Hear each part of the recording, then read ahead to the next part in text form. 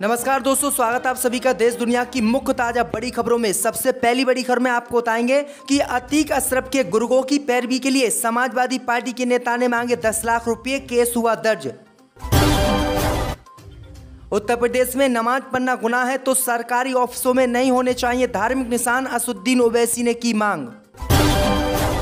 दिल्ली में अब नहीं चलेगी ओला, उबर और रैपिडो बाइक, सुप्रीम कोर्ट ने लगाई रोक। मध्य प्रदेश में मुस्लिम लड़के से शादी करके उजमा बनी अनामिका, परिजनों ने कर दिया पिंडदान।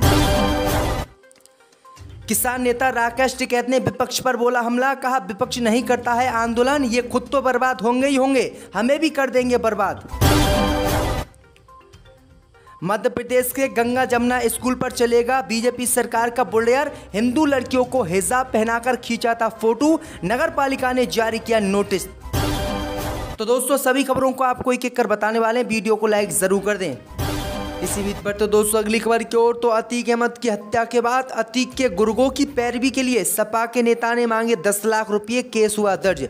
जी दोस्तों आपको बता दें कि अतीक अहमद और उनके भाई अशरफ की हत्या के बाद अतीक अहमद के बचे हुए गुर्गों की पैरवी के लिए समाजवादी पार्टी के एक नेता ने 10 लाख रुपए मांगे हैं, जिसके बाद उसके ऊपर केस दर्ज किया गया है। दरअसल आपको बता दें कि आरोप लगाया गया है कि बारादरी मोहल्ला चक महमूद नगर के रहने वाले नदीम खां का कहना है कि सपा का पूर्व पार्षद फिरदौस खां उनके घर के सामने रहता है। नदीम खां ने आरोप लगाते हुए कहा है कि फिरदौस अतीक और अशरफ गैंग का सक्रिय सदस्य है। इसके साथ ही उन्होंने कहा है कि अतीक और अशरफ के गुर्गों की पैरवी के लिए समाजवादी पार्टी के नेता ने 10 लाख रुपए की मांग की, वहीं नहीं देने पर अब उसके ऊपर केस दर्ज किया गया है। तो ये बड़ी अपडेट आ रही दोस्तों। इसी बीच पर तो दोस्तों अगली खबर की ओर, तो उत्तर प्रदेश में नमाज को लेकर ओवैसी ने योगी सरकार पर बोला हमला, कहा नमाज पढ़ना गुनाह है तो सरकारी ऑफिस में नहीं होने चाहिए धार्मिक निशान। जब दोस्तों आपको बता दें कि यूपी रोडवेज की बस को रुकवाकर नमाज पढ़ने के बाद ड्राइवर और कंडक्टर को सस्पेंड किए जाने के बाद एआईएमआईएम के मुखिया असदुद्दीन ओवैसी योगी सरकार से नाराज हो गए हैं और उन्होंने योगी सरकार पर इस मामले को लेकर हमला बोला है। ओवैसी ने आपत्ति जताई और कहा कि अगर नमाज पढ़ ली गई तो कौन सी कयामत आ गई, अगर ऐसा ही है तो सरकारी दफ्तरों से किसी के धार्मिक निशान नहीं होने चाहिए, सभी सरकारी दफ्तरों से धार्मिक निशानों को हटा देना योगी सरकार को चाहिए। दरअसल आपको बता दें कि हैदराबाद के सांसद ओवैसी ने एक रैली को संबोधित करते हुए इस घटना का जिक्र किया। उन्होंने कहा कि उत्तर प्रदेश की रोडवेज में एक मुसलमान व्यक्ति ने रुकवा कर नमाज पढ़ ली तो नमाज क्या पढ़ ली कि योगी सरकार ने नमाज पढ़ने वालों को तो जेल भेजा ही भेजा, साथ में जो लोग बस चला रहे थे उन बेचारों की भी नौकरी छीन ली। क्या ये संविधान है? तो ये बड़ी अपडेट आ रही। ओवैसी ने कहा है कि नमाज पढ़ना गुनाह है तो फिर जो सरकारी दफ्तर हैं, जो सरकारी कार्यालय हैं, उनमें मंदिर मस्जिदें बनी हुई होती हैं, उनको भी सरकार खत्म करवाए। इसी बीच पर तो दोस्तों अगली खबर की ओर, तो दिल्ली में नहीं चलेगी ओला, उबर और रैपिडो बाइक टैक्सी, सरकार ने लगाई रोक। जब दोस्तों आपको बता दें कि दिल्ली में बाइक टैक्सी पर सुप्रीम कोर्ट ने फिलहाल रोक लगा दी है। सुप्रीम कोर्ट ने हाई कोर्ट के अंतरिम आदेश पर रोक लगाते हुए इस मामले में जल्द सुनवाई के आदेश दिए हैं। हाई कोर्ट ने इससे पहले पॉलिसी आने तक बाइक टैक्सी चलाने की इजाज़त दी थी। तो ये बड़ी अपडेट आ रही है दोस्तों। इसी बीच बढ़ते दोस्तों अगली खबर की ओर, तो मध्य प्रदेश में मुस्लिम लड़के से शादी कर उजमा बनी अनामिका, परिवार वालों ने पिंडदान कर दिया मृत्यु भोज का आयोजन। जय दोस्तों आपको बता दें कि मध्य प्रदेश की संस्कार धानी जबलपुर में मुस्लिम युवक से हिंदू बेटी का निकाह करना परिवार वालों को इतना नागवार गुजरा कि उन्होंने बेटी के जीते जी न केवल उसका पिंडदान किया बल्कि मृत्यु भोज का भी आयोजन किया। दरअसल आपको बता दें कि मामला अमखेरा इलाके में रहने वाली एक युवती से जुड़ा हुआ है। अनामिका नामक युवती ने मोहम्मद अयाज नाम के युवक के साथ भागकर निकाह कर लिया था और अपना नाम भी उजमा फातिमा रख लिया। बेटी के फैसले से पूरा परिवार नाराज हुआ और उन्होंने बेटी को पूरी जिंदगी के लिए भुलाने के मकसद से उसका पिंडदान कर दिया। इसके लिए परिजनों ने शोक संदेश वितरित किया और पिंडदान संस्कार का आयोजन कर लोगों को आमंत्रित किया। परिवार की ओर से नाते रिश्तेदारों को बांटे गए शोक संदेश में बेटी को कुपुत्री बताया और उसमें लिखा कि बड़े दुख के साथ सूचित करना पड़ रहा है कि अनामिका दुबे का 2 अप्रैल को स्वर्गवास हो गया और 11 जून को पिंडदान है।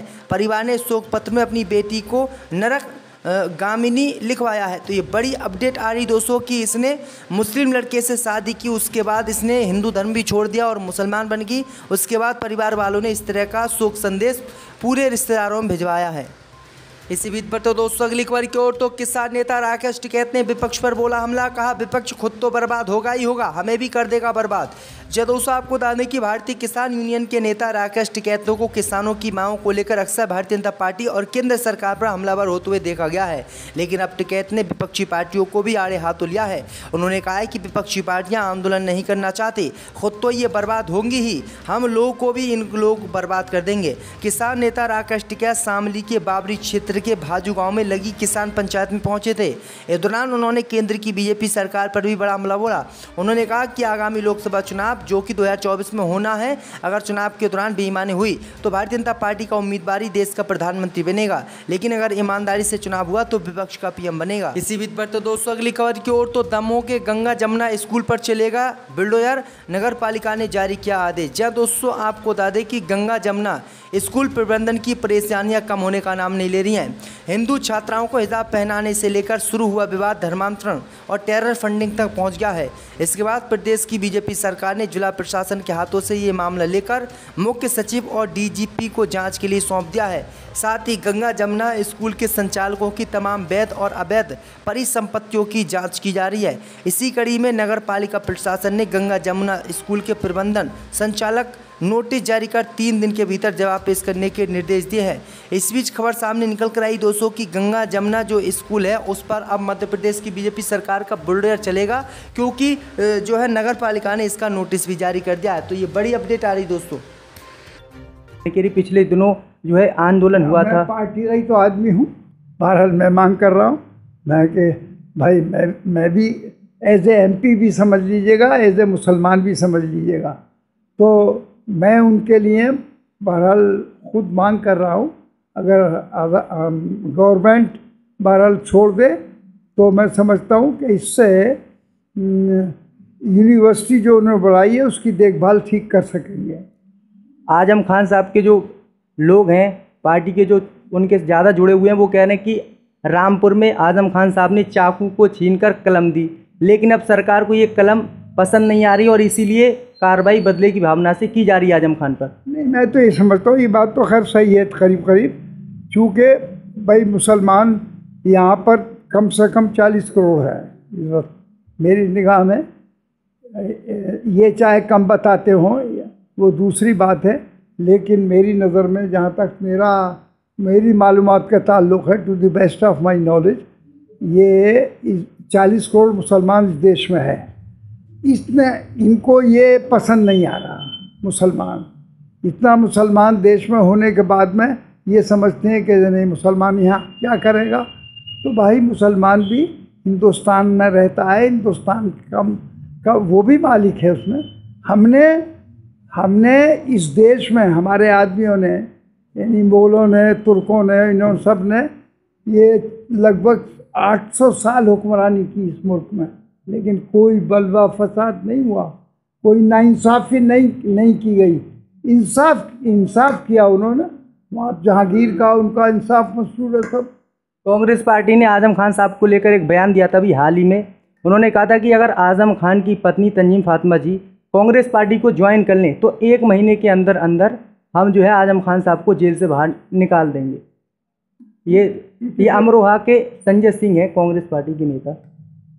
तो इससे जाहिर हो रहा कि आजम खान के साथ बदले की भावना से काम किया जा रहा है इन अल्फाज से, या ये जो ऑफ़र आया है इसका मतलब तो ये है कि इस वक्त जानबूझकर इंटेंशनली या और प्रैक्टिकली ये उनके साथ जो कुछ किया जा रहा है जानबूझकर किया जा रहा है। हाँ, आजम खान के लिए अब पार्टी क्या एक्शन लेगी चुनाव से पहले? भाई अखिलेश यादव और सारी पार्टी उनके साथ है। बेल भी मिल गई है उनके बेटे को, अब्दुल्ला आजम खान को, लेकिन अभी तक 3 हफ्ते का समय भी दिया था कोर्ट ने। क्योंकि कोर्ट का मामला है, हम कोर्ट में के मामले में आवाज़ तो उठा सकते हैं, लेकिन फैसला उनके हाथ में है। ये इन्होंने बहुत तरकीब से ये काम किया है कि सारा उनकी सारी यानी मुकदमात और ये कोर्ट के ज़रिए से यानी जुडिशरी में कर दिए। अब जुडिशरी फैसला करेगी, तो इसलिए वो इस तरकीब से अपने आप को बचाए रखना चाहते हैं और उनको छोड़ना भी नहीं चाहते। समाजवादी पार्टी को उम्मीद है कि चुनाव से पहले आजम खान साहब जेल से बाहर आ जाएंगे। हम तो ये उम्मीद करते हैं क्या, और हमारी कोशिश भी यही है कि वो जेल से भी क्या अभी बाहर आ जाए।